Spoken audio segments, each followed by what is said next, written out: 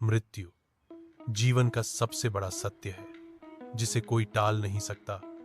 हम सबने कभी ना कभी अपने किसी प्रिय को खोया है और तब मन में यह सवाल जरूर उठता है कि मृत्यु के बाद आत्मा का क्या होता है।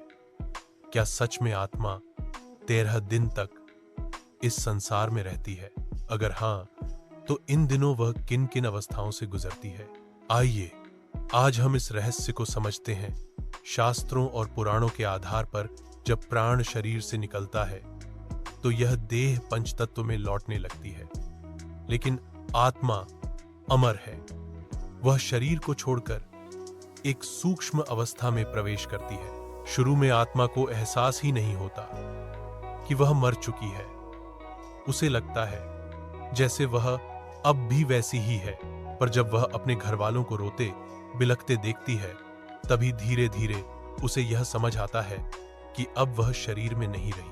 पहले 3 दिन आत्मा अपने घर के आस पास ही रहती है, अपने प्रियजनों को देखती रहती है।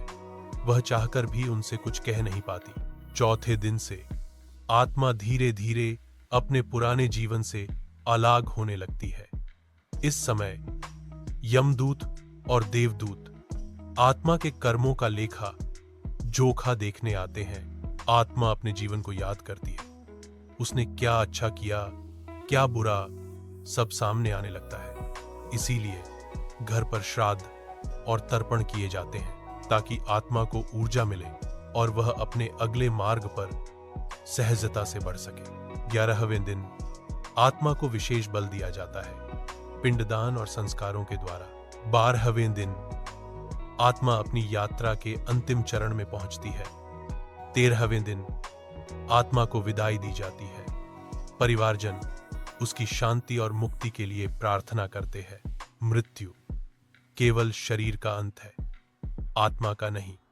आत्मा अपनी यात्रा हमारे कर्मों के आधार पर आगे बढ़ाती है।